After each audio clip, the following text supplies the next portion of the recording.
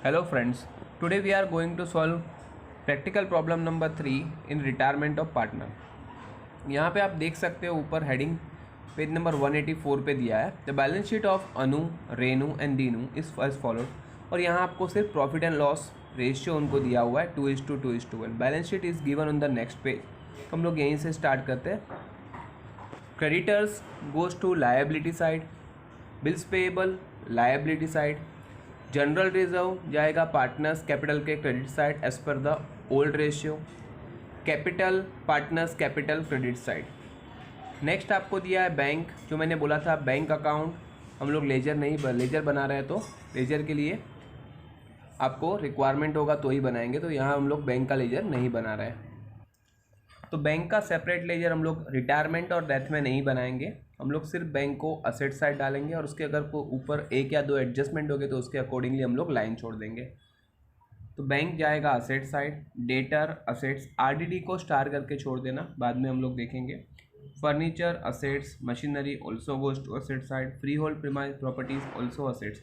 Goodwill, ये concept आपको यहाँ देखो असेट्स में दिया है।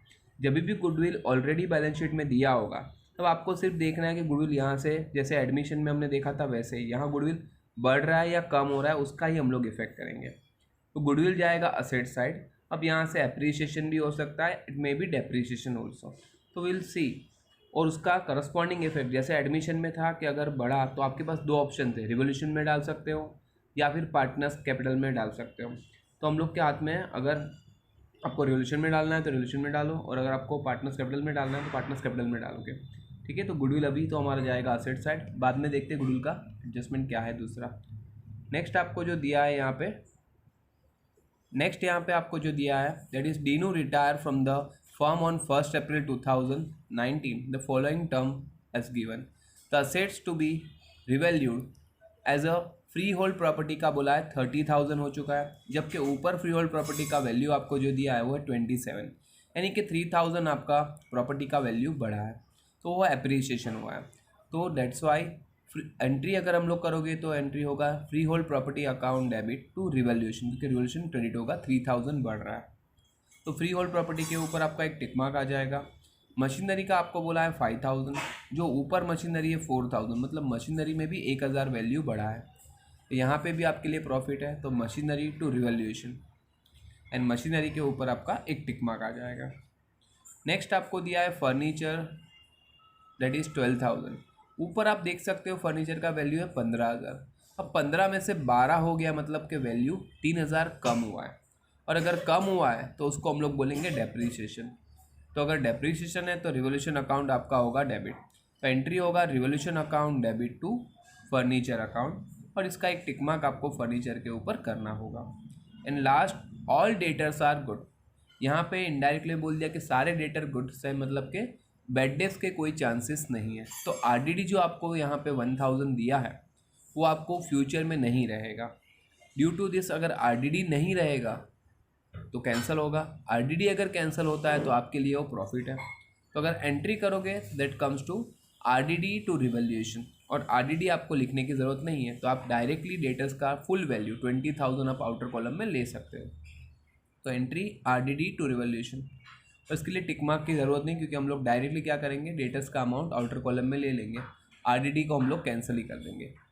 नेक्स्ट आपको बोला है goodwill of the firm valued at thrice the average profit of preceding 5 years, profit of the firm of the year. यहाँ बोला है गुडविल का वैल्यू लास्ट 5 साल का जो प्रॉफिट है उसका एवरेज प्रॉफिट जो आएगा उसका 3 गुना है होगा पूरे फर्म का। तो सबसे पहले इसके लिए आपको क्या करना पड़ेगा, आपको एवरेज प्रॉफिट निकालना पड़ेगा 5 साल का, और इंटू 3 करोगे तब आपको मिलेगा गुडविल का वैल्यू। तो गुडविल हम लोग यहाँ पे फाइंड करेंगे वर्किंग नोट में, और उसके बाद हम लोग देखेंगे गुडविल जो हमें मिलेगा वो कंपेयर करेंगे ऊपर जो आपको बैलेंस शीट में गुडविल दिया उसके साथ।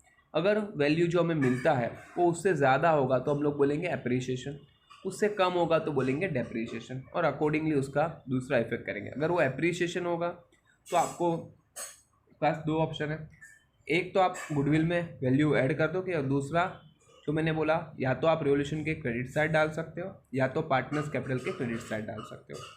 और अगर ये लॉस होगा, कम हो गया होगा वैल्यू, तो गुडविल में से अमाउंट लेस करोगे और दूसरा इफेक्ट रिवोल्यूशन में डेबिट साइड और आइदर पार्टनर्स कैपिटल में डेबिट साइड आप डाल सकते हो।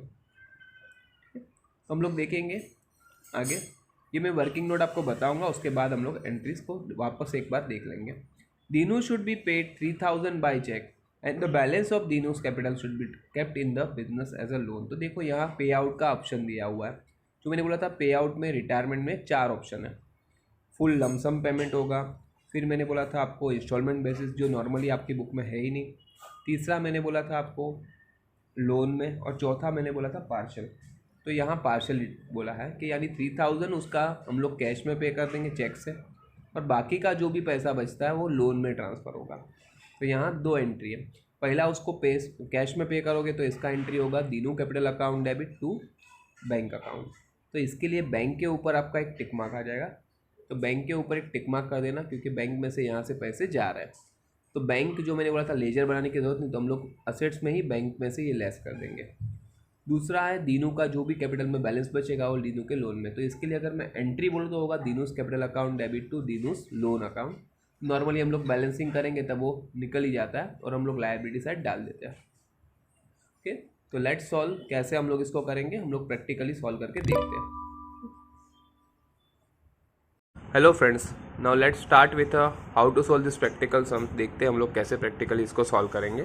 सबसे पहले देखो, मैंने आपको बोला था कि goodwill we have to find कि कितना हमारा गुडविल आ रहा है। तो मैंने इसके लिए वर्किंग नोट यहाँ करके लिखा हुआ है।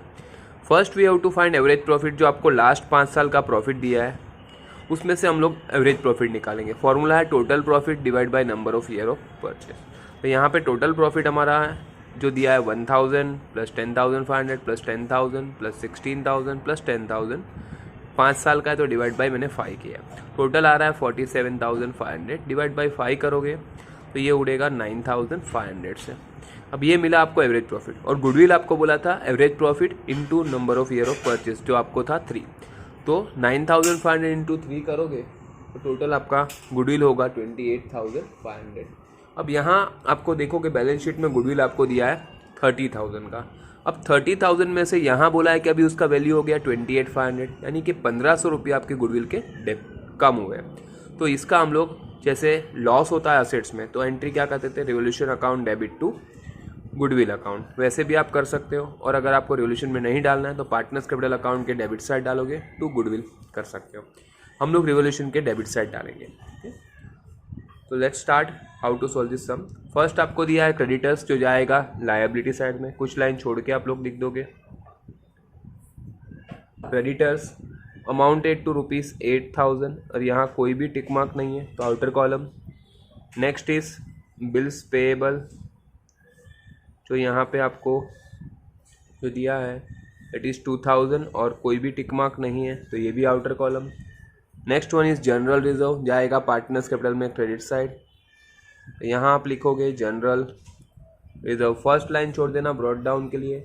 जनरल रिजर्व को 2:1 रेशियो में हमें डिवाइड करना पड़ेगा। अब 5,000 है, इंटू 5 करो, डिवाइड बाय 5 करोगे तो होगा 1,000। तो यहाँ पे अगर मैं डिवाइड करूँ रेशियो में तो होगा 1,000 इंटू 2,000 और 2,000। तो ये मैंने जनरल रिजर्व को 2:1 रेशियो में डिवाइड कर दिया है। नेक्स्ट इज कैपिटल जो हम लोग यहाँ लिखेंगे by balance brought down. Amount आपको दिया है अनु का 40,000, रेनू का दिया है 30,000 एंड दीनू का आपको दिया है 15,000। आफ्टर वर्ड इज बैंक जो है आपका असेट्स में जाएगा और बैंक के ऊपर आपका एक टिक मार्क है तो बैंक का अमाउंट आप इनर कॉलम में लिखोगे। डेटर्स का आपको मैंने बोला था कि आरडीडी यहाँ पे 0 हो जाएगा तो डेटर्स का आप directly gross value outer column में ले लोगे। फर्नीचर के ऊपर आपका एक टिक मार्क है यहाँ पे तो फर्नीचर का अमाउंट आपको लिखना पड़ेगा इनर कॉलम में। Furniture assets 15,000। नेक्स्ट आपको जो दिया है दैट इज मशीनरी, वो भी हमारा असेट्स है और मशीनरी के ऊपर भी यहाँ पे एक टिक मार्क है तो मशीनरी भी आपका जाएगा इनर कॉलम में। Next is free hold property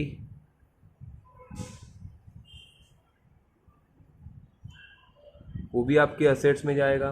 free hold property का भी यहाँ पे एक टिक मार्क दिया हुआ है, तो उसका भी कॉल अमाउंट आपको लिखना पड़ेगा इनर कॉलम में। नेक्स्ट इज गुडविल, जिसका हम लोग ने अभी वर्किंग नोट किया है। यहाँ पे गुडविल के ऊपर भी आपका टिक मार्क है, क्योंकि यहाँ पे उसका वैल्यू कम हो रहा है, तो उसको भी आपको इनर कॉलम में लिखना पड़ेगा। यहाँ पे हमारा फर्स्ट जो बैलेंस शीट का जो इफेक्ट था वो सब मैंने यहाँ पे पोस्ट कर दिया है। Okay, now we start with adjustment. First यहाँ पे जो एडजस्टमेंट दिया है वो आपको बोला है कि यहाँ पे आपकी असेट्स रीवैल्यू हुई है। असेट्स रीवैल्यू में यहाँ पे जो जो असेट्स आपको दी हुई है उसका रिवैल्यू फिगर हम लोग आउटर कॉलम में लिखेंगे। सबसे पहला बोला है फ्री होल्ड प्रॉपर्टी आपका हो चुका है 30,000 का, तो हम लोग आउटर कॉलम में 30,000 लिखेंगे। तो आप देख सकते हो यहाँ वैल्यू बढ़ा है, तो बढ़ेगा तो हम लोग ऐड करके लिखेंगे एप्रीशिएशन। 3,000 का एप्रीशिएशन हुआ है, तो ये आपके लिए प्रॉफिट है। तो रिवोल्यूशन के क्रेडिट साइड आप लिखोगे by free hold property amounted to 3,000।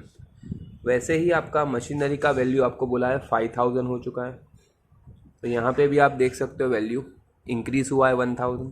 तो ये भी आपको एप्रीशिएशन लिखना पड़ेगा। तो you will write here appreciation amounted to 1,000, और यही एप्रीशिएशन प्रॉफिट है। तो रिवोल्यूशन के क्रेडिट साइड आप वापस लिखोगे bye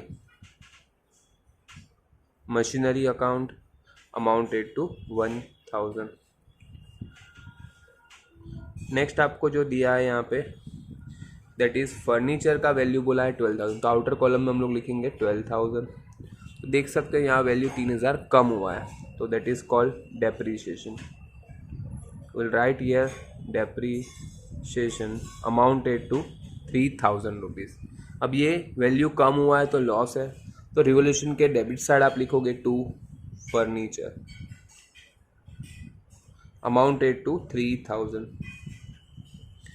afterward given year is the all debtor consider as a good, मतलब कि आरडीडी आपका जीरो हो जाएगा। तो देखो डेटर का अमाउंट ऑलरेडी मैंने आउटर कॉलम में ले लिया है, तो आरडीडी जीरो हो गया, मतलब आपको 1,000 का प्रॉफिट हुआ, तो जाएगा रिवोल्यूशन के क्रेडिट साइड। तो बाय यहाँ आप लिखोगे बाय आरडीडी अमाउंटेड टू जितना आपको रिवोल्यूशन हुआ है 1,000 रुपीज़ का।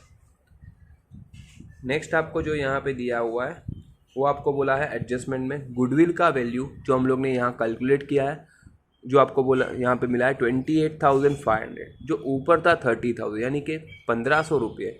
अगर आप आउटर कॉलम में यहाँ 28,500 लिखोगे तो आप देखोगे कि 1,500 रुपये का कम हुआ है, तो इसको आप माइनस करके लिख सकते हो डेप्रीशिएशन, या राइट ऑफ भी लिख सकते हो। अब ये 1,500 जो लॉस है या तो रिवोल्यूशन के डेबिट साइड आप डाल सकते हो या पार्टनर्स कैपिटल में यहाँ पे डाल सकते हो debit side, that is all up to you. दोनों जगह पे करेक्ट है। मैं यहाँ पे डाल देता हूँ, यहाँ पे मैं लिख रहा हूँ गुडविल, क्योंकि ये बेसिक एक ही मेथड होगा, इसके लिए मैं यही मेथड कर रहा हूँ। क्योंकि हम लोग नॉर्मली असेट्स बढ़ता है या कम होता है उसका इफेक्ट यहाँ पे कर रहा है, तो हम लोग गुडविल का भी ऐसे ही इफेक्ट करेंगे। नेक्स्ट आपको जो बोला है Dinu should pay 3,000 bye check, जो दीनू का पैसा निकलता है जो रिटायर हो रहा है उसको हम लोग 3,000 कैश में पे कर, बैंक में से पे कर रहा है, तो इसका एंट्री में होता है Dinu's capital account debit to cash और बैंक अकाउंट। तो यहाँ पे मैं लिखूंगा टू कैश और बैंक अकाउंट।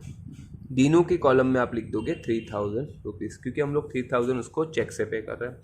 तो अब पे कर रहे हो तो बैंक में से उतना पैसा जाएगा, तो यहाँ पे लिखोगे पेड टू दीनू 3,000, यानी बैंक में अभी आपके अकाउंट में रहेगा 2,000 रुपीज़।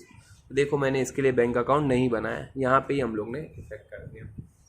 अब हमारा लास्ट जो बोला है कि जो दीनू का पैसा निकलता है वो हम लोग उसकी लोन अकाउंट में ट्रांसफ़र करेंगे। तो वो कितना निकलता है कैसे, तो उसके लिए हम लोग क्या करेंगे, इसका टोटलिंग करके we will going to find it out कि कैसे हमारा ये टैली करेंगे। देखते हैं हम लोग, तो मैं आपको टोटलिंग दिखाता हूँ। क्रेडिट साइड हम लोग स्टार्ट करेंगे, क्योंकि क्रेडिट साइड आप देख सकते हो बड़ा है यहाँ पे। तो अमाउंट आपको दिया है 5,000, यही 5,000 आप यहाँ लिखोगे डेबिट साइड में, और डिफरेंस को आप बोलोगे रिवैल्यूएशन प्रॉफिट, जो आपको तीनों पार्टनर को अनु, रेनू एंड दीनू उनके रेशियो में 2:2:1 में बाइफरकेट करना पड़ेगा। तो लेट स्टार्ट। कितना होता है देखते हैं। 5 + 5 10 कैरी 1, यानी आप देख सकते हो यहाँ पे रिवोल्यूशन प्रॉफिट जो आपका आ रहा है वो आपका यहाँ पे है 500 रुपीज़। अब 500 को डिवाइड बाई 5 करोगे तो 100 आएगा, इंटू 2 200 और 200। तो यहाँ पे मैंने 2:2:1 में इसको बाइफरकेट किया है, जो जाएगा पार्टनर्स कैपिटल में credit side. You will write here revolution profit 200 200 and 100।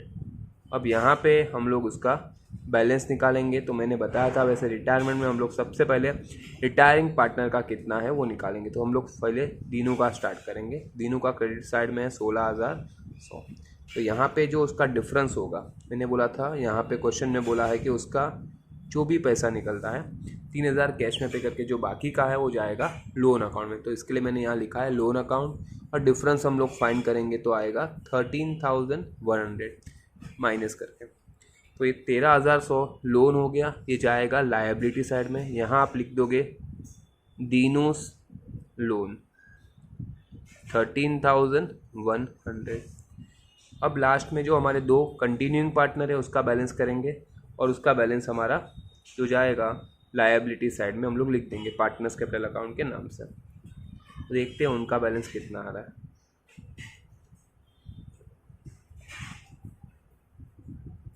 32,200 है ये। यहाँ पे मैं लिख रहा हूँ 2 बैलेंस कैरिड डाउन। इनका सेम, क्योंकि डेबिट में कुछ माइनस करने के लिए है ही नहीं, इसी को हम लोग यहाँ पे पार्टनर्स कैपिटल के नाम पे लायबिलिटी में लिख देंगे। पार्टनर्स कैपिटल जो कंटिन्यूइंग पार्टनर है उनका, that is Anu and Renu. Anu का हमें मिला है 42,200 एंड रेनू का मिला है 32,200। 4 4 एंड 5 सॉरी 7, ये 74,400 आपका टोटल आ रहा है कैपिटल का। लेट्स स्टार्ट करके देखते हैं हमारा बैलेंस शीट टैली हो रहा है या नहीं। Let's start. मैं आपको डायरेक्ट कैलसी में दिखा देता हूँ कि टोटलिंग करके तो how it will be solve.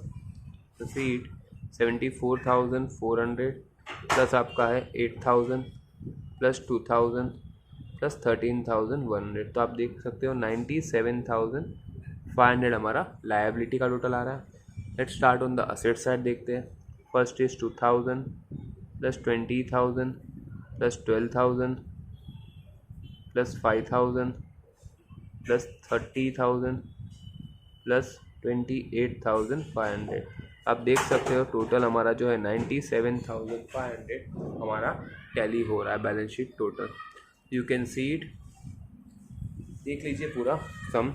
और if you have any difficulty regarding any adjustment और कुछ भी नहीं समझा होगा इस क्वेश्चन में, या कोई भी और डाउट है रिगार्डिंग रिटायरमेंट, तो please write me in the comment section.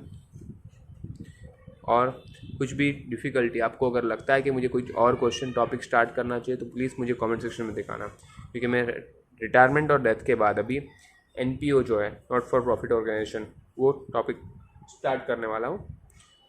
तो अगर आपको कोई भी रिक्वायरमेंट होगा तो please write me in the comment section. Thanks for watching, bye for the day.